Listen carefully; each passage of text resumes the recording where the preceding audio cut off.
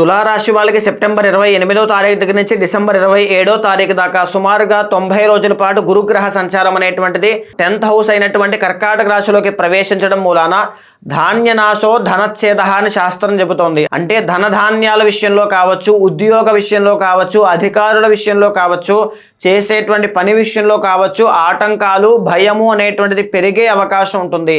వృధా సంచారము అంటే తిరిగిన దానికి చేసిన పనికి ఫలితం లేకుండా అన్ని ప్రతికూలంగా మారే అవకాశములు ఎక్కువగా కనబడుతున్నాయి.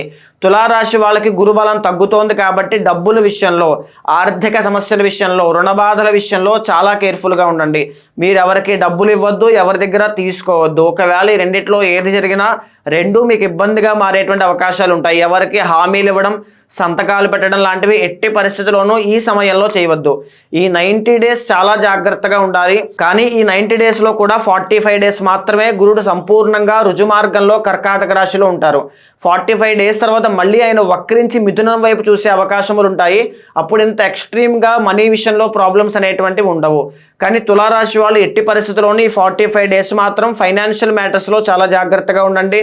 ఏ ఇన్వెస్ట్మెంట్స్ చేయొద్దు, ఉద్యోగాలు మారడం కానీ, ఎవరితో తగువులు పెట్టుకోవడం కానీ, హెల్త్ విషయంలో నెగ్లిజెన్స్ కానీ ఏమాత్రము చేయొద్దు.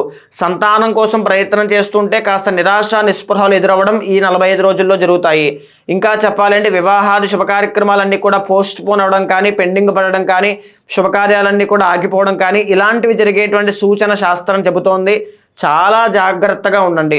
ముఖ్యంగా గురుబలం పెరగడానికి శివార్చన, శివుడి యొక్క ఆరాధన ఎక్కువగా చేయండి. మీ యొక్క జన్మ జాతకంలో గురుబలం బాగుంది అంటే ఖచ్చితంగా ఓవర్కమ్ అవుతారు. ఒకవేళ లేని పక్షంలో గురుబలం పెరగడానికి గురుచరిత్ర పారాయణ చేయండి. దత్తాత్రేయ స్వామి వారి యొక్క ఆలయానికి గురువారం నాడు వెళ్ళి దర్శనం చేసుకోండి. శివ ఆరాధన ఎక్కువగా చేయండి.